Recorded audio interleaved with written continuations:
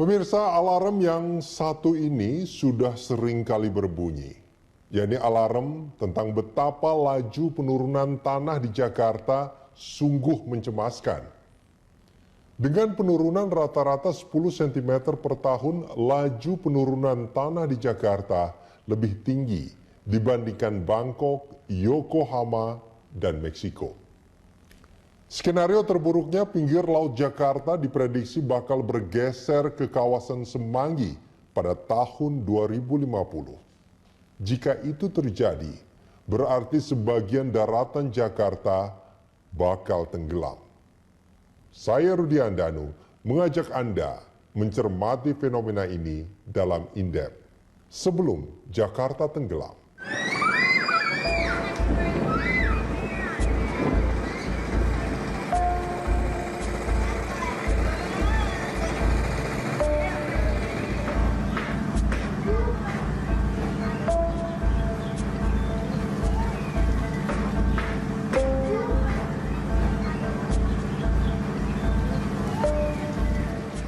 Jakarta Utara merupakan salah satu wilayah di Provinsi DKI Jakarta yang paling rentan mengalami penurunan tanah.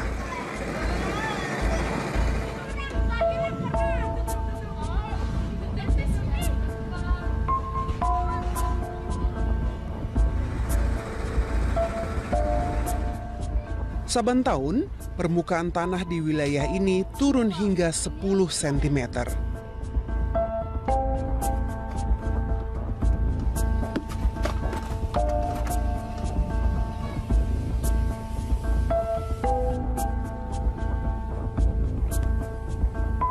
Kondisi ini mengusik perhatian Cynthia Bol, seorang fotografer asal Belanda.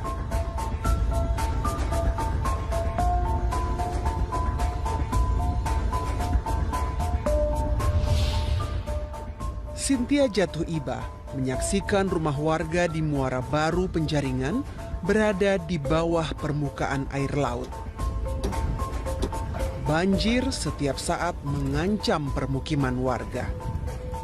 When I first got here in 2014, I saw this seawall and I saw the sea and how high it was. And it is the only thing that is protecting Jakarta from this massive amount of water.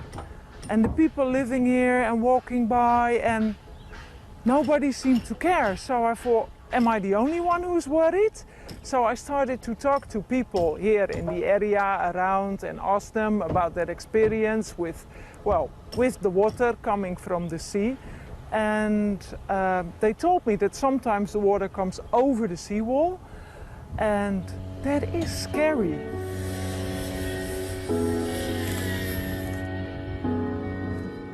Selama 2 tahun, Cynthia berkeliling di Jakarta Utara untuk mengabadikan lokasi yang terkena dampak penurunan tanah. Hasil jepretannya ia pamerkan kepada publik. What I found in Jakarta, I'm not a scientist, I'm a photographer, so I document things that I see. When you have, normally the sea is the lowest level, but in Jakarta the land is the lowest level. So what you get, if the water flows, it doesn't go to the sea, but it is on the land. So you get like a reverse aquarium. So the water stays on the land. So when you live in this area, a low-lying area, you have to deal with a lot of flood. Jakarta merupakan dataran rendah dengan ketinggian rata-rata 7 meter di atas permukaan laut. Di utara Jakarta, membentang pantai sepanjang 35 kilometeran, tempat bermuaranya 13 sungai dan 2 kanal. Yang lebih runyam, 40%-an wilayah Jakarta berada di bawah permukaan laut. Bukan hanya rentan banjir, dalam 2 atau 3 dekade mendatang, sebagian wilayah Jakarta diprediksi bakal tenggelam. Because they live the closest to the seawall. However, if nothing is done to stop the sinking, then all people will suffer in Jakarta. It's not only the north, it is Some experts told me that if the sea goes, the sea can go as far as Semanggi.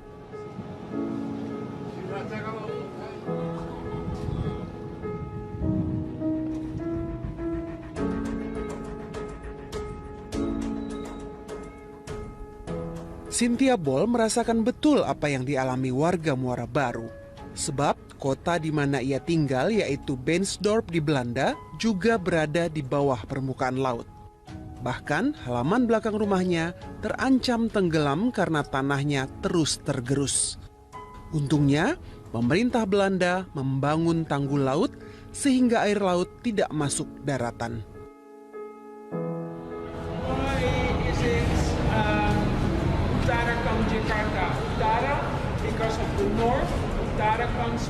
Keprihatinan Cynthia Bol ia tumpahkan dengan berkampanye dalam sebuah wadah yang ia namakan Utarakan Jakarta.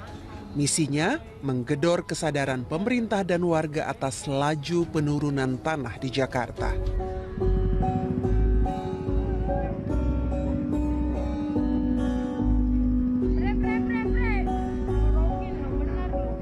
Warga yang tinggal di Gudang Pompa Muara Baru sudah biasa diterjang banjir akibat naiknya permukaan air laut atau rop.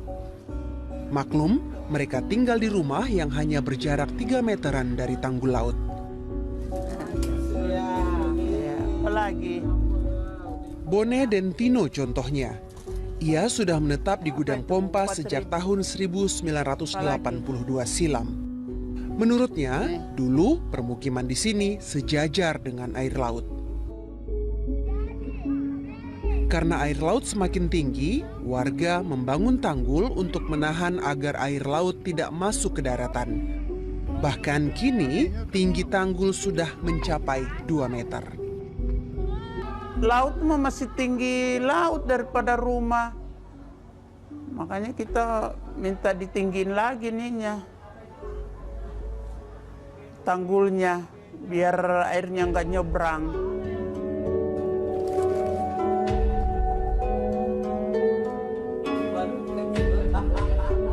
Untuk menyiasati gempuran air laut, warga meninggikan rumah atau membangun rumah dengan 2 lantai. Dulunya mah tinggi. Ininya, pintunya 2 meter. 2 meter pintunya. Tadinya nggak segini lah waktu baru bangun. Orang saya paling tinggi dulu. Saya paling 9 berapa tuh saya waktu bikin 91. Cerita lain datang dari Syarifuddin, seorang nelayan yang sudah tinggal di Muara Baru sejak tahun 1977. Itu di sini rata ini. Ini kan dulu kan ini boleh dikata ini hutan ini. Termasuk Pantai Mutiara itu masih hutan di sini. Cuman di sini aja, di sini ada pasir putih dulu di sini kan. Jadi di sini tempat orang berlindung. Kalau orang-orang nelayan-nelayan kecil kan dia berlindungnya ke sini.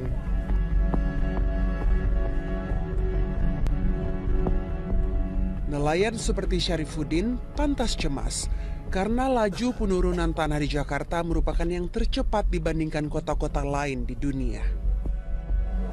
Turun muka tanah di Jakarta saat ini adalah tertinggi di dunia dibandingkan kota-kota lain seperti Meksiko, Yokohama, Bangkok. Ya, kita lagi memegang rekor.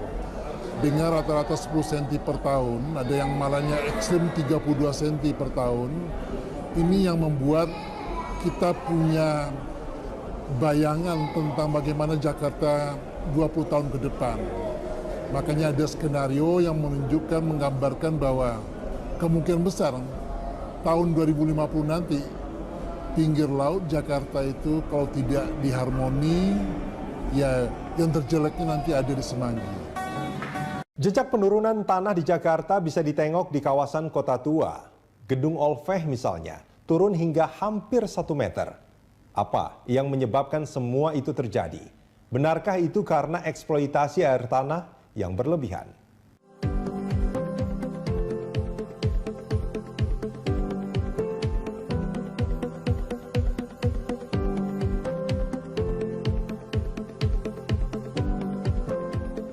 Inilah Kota Tua Jakarta. Di dikenal sebagai Batavia Lama atau Old Batavia. Luasnya 1,3 kilometeran persegi.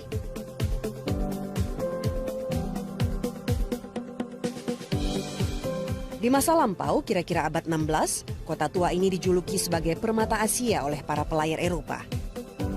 Saat itu, Batavia merupakan pusat perdagangan di Asia. Di kota pelabuhan inilah, dulu Kongsi Dagang Belanda atau VOC mengendalikan perdagangan Nusantara.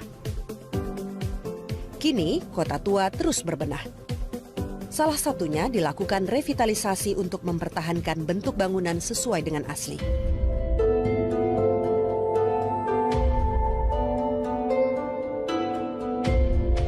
Dilihat dari luar, tampak baik-baik saja. Tapi sebenarnya, sejumlah bangunan di kota tua Jakarta dirongrong penurunan tanah.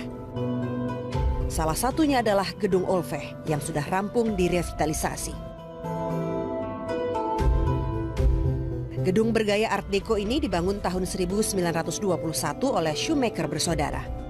Di zaman Belanda, Gedung Olveh ini berfungsi sebagai kantor perusahaan asuransi. Sekarang, Gedung Olveh telah turun sedalam hampir 1 meter. Pada waktu itu tahun 1921, permukaannya ini rata dengan atau setara dengan jalan di jembatan batu ini. Namun sekarang tahun 2016 kalau kita tarik ke belakang itu kurang lebih ini ketinggiannya adalah 95 cm.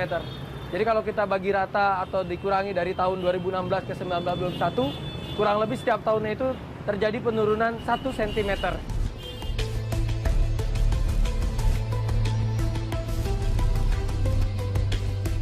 Yayat Sujatna lalu membawa tim indep ke bunker Rotterdam Deloitte milik Cipta Niaga.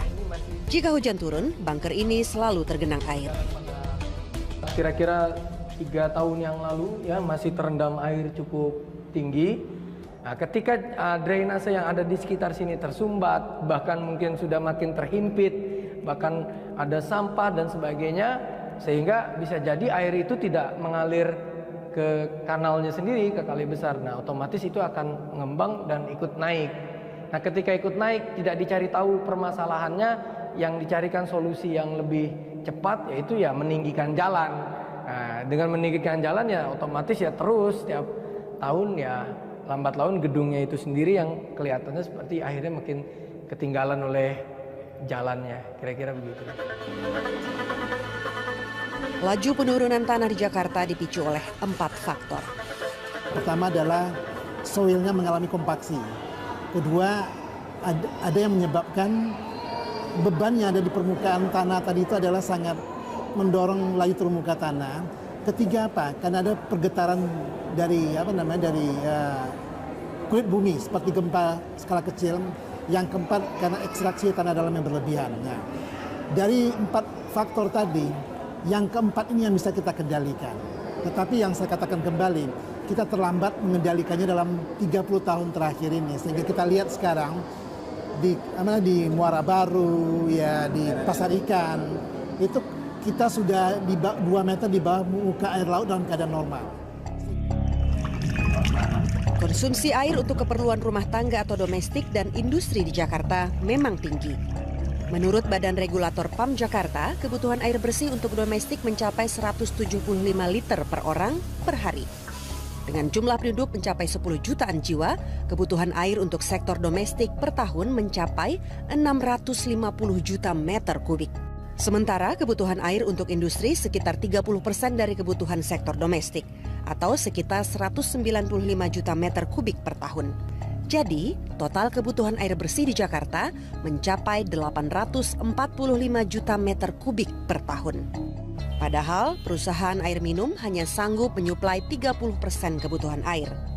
Alhasil, penyedotan air tanah tidak bisa dihindari. Kan Jakarta sendiri sebagai kota itu maksimal bisa menampung 5,3 juta orang. Tapi kita tahu Jakarta itu sekarang dihuni 13 sampai 15 juta orang. Jakarta juga banyak industri-industri, termasuk dari mulai industri skala besar, pabrik, juga perumahan, mal-mal. Nah, itu menyebabkan itu mengisi paling enggak idealnya 30% dari penggunaan air di Jakarta. Koalisi Rakyat untuk Hak Atas Air menduga penyaluran air bersih terkendala pemipaan. Kita tahu 50%-an air pipa Jakarta itu mengalami kebocoran. Dan kita tahu perpipaan di Jakarta itu, air perpipaan di Jakarta itu dirintis dari mulai masa Hindia Belanda. Artinya kita memiliki jaringan instalasi perpipaan yang sangat tua dan tidak pernah ada audit menyeluruh.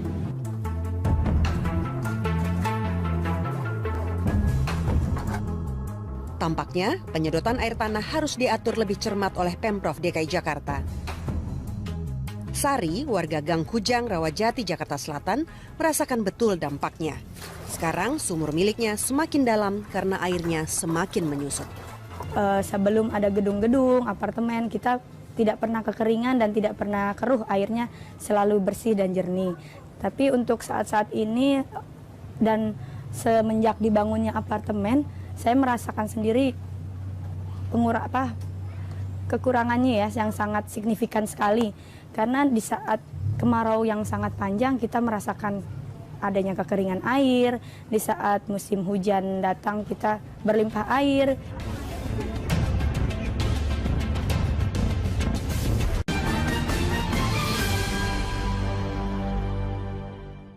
Untuk menahan air laut masuk daratan, pemerintah pusat dan Jakarta membangun tanggul laut raksasa. Namanya National Capital Integrated Coastal Development.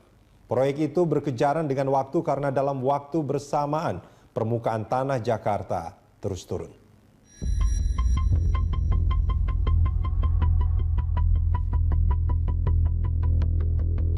Penurunan tanah bukan hanya terjadi di Muara Baru. Menurut hasil pemantauan pengukuran dan evaluasi dengan metode geodetik, antara tahun 2000 hingga 2014, penurunan tanah terjadi di sejumlah titik di Jakarta. Yang tertinggi di Muara Angke, Penjaringan Jakarta Utara, dengan laju penurunan tanah mencapai 2,14 meter.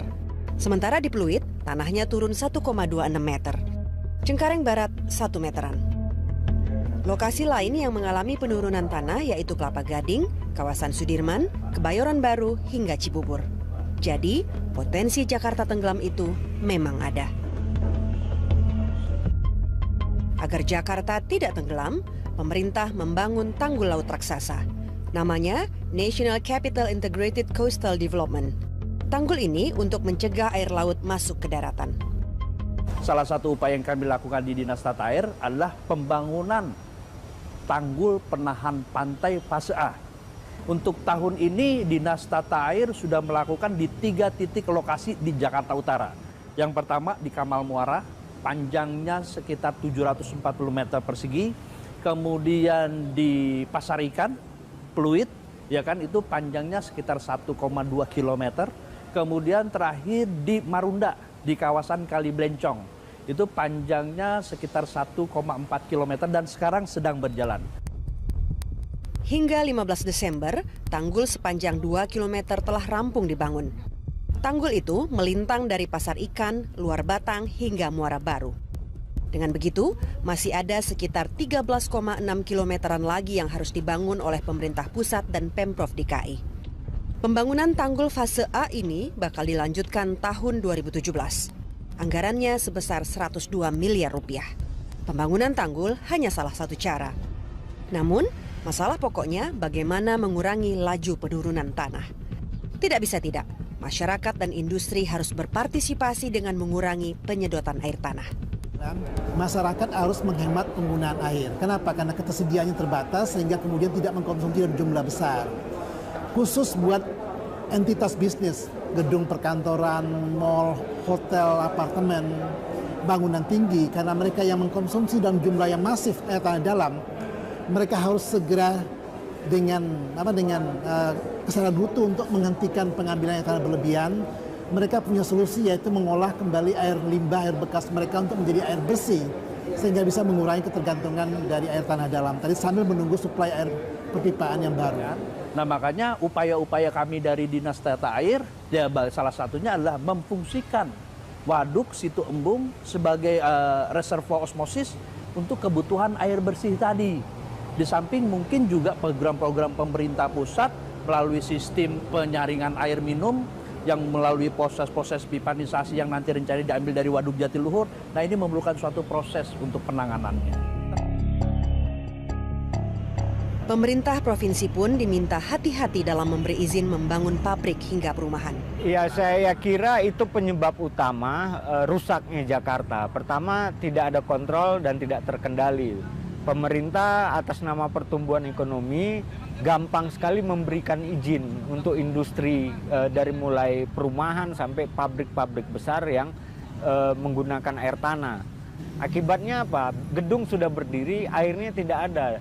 Dan diizinkan airnya secara diam-diam, ya, artinya pemerintah tahu bahwa pada akhirnya gedung-gedung itu menggunakan air tanah, dan itu kontribusi utama rendahnya ketahanan air Jakarta.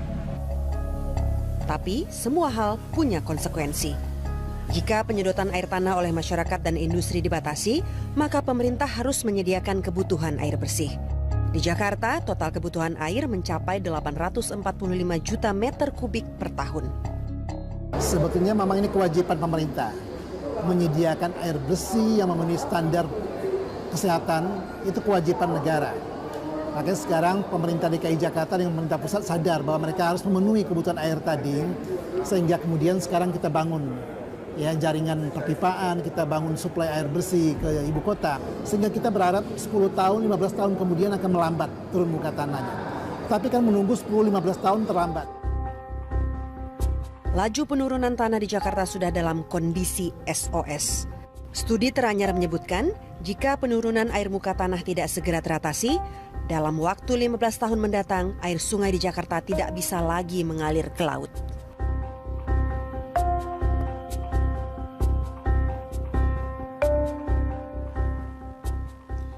Pemirsa, untuk mencegah laju penurunan tanah di Jakarta tidak bisa tidak, eksploitasi air tanah harus dicegah.